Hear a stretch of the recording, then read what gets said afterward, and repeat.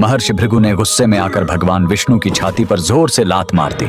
छाती पर माता लक्ष्मी का वास होता है। इस अपमान से आहत होकर माता लक्ष्मी हमेशा के लिए वैकुंठ छोड़कर चली गईं और यहीं से शुरू होती है दुनिया के सबसे अमीर मंदिर तिरुपति बालाजी के बनने की कहानी। वैकुंठ छोड़ने के बाद माता लक्ष्मी सीधे पृथ्वी पर आ गईं। यहाँ दक्षिण में एक राजा थे, आकाश राजन। एक दिन जब राजा एक यज्ञ के लिए मिट्टी खोदने के लिए जमीन पर अपना कुदाल चलाते हैं, तभी जमीन फटती है और एक चमकता हुआ कमल का फूल बाहर आता है। उस फूल में एक नन्ही सी दिव्य बालिका थी। राजा ने उस बच्ची का नाम पद्मावती रखा और उसे अपनी राजकुमारी की तरह बड़े लाड़ प्यार से पाला।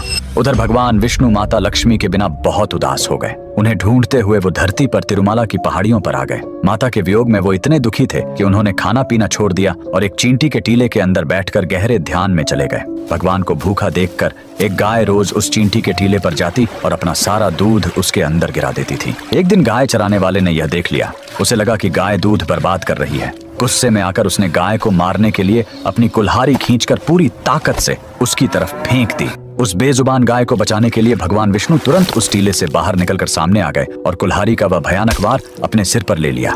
घाव बहुत गहरा था, सिर से खून बहने लगा और उस जगह के बाल हमेशा के लिए झड़ गए। भगवान को दर्द में देखकर वहां मौजूद उनकी एक परम भक्त नीला देवी से रहा नहीं गया। उन्होंने बिना एक पल सोचे तुरंत अपने सबसे सुंदर और घने बाल काटे और भगवान के घाव पर लगा दिए। बाल तुरंत प्रभु के सिर से झुर गए। उनका यह बलिदान देखकर भगवान ने नीला देवी को वरदान दिया, कलयुग में जो भी भक्त मेरे दर्शन करने आएगा और अपने बालों का दान करेगा, उसका सारा अहंकार और पाप नष्ट हो जाएगा। बाद में भगवान विष्णु जो धरती पर श्रीनिवास के रूप में रह रहे थे, उनकी मुलाकात राजकुमारी पद्मावती से हुई और दोनों का विवाह तय हो गया। चूंकि पद्मावती एक बहुत बड़े राजा की बेटी थी, इसलिए एक शाही शादी की जरूरत थी।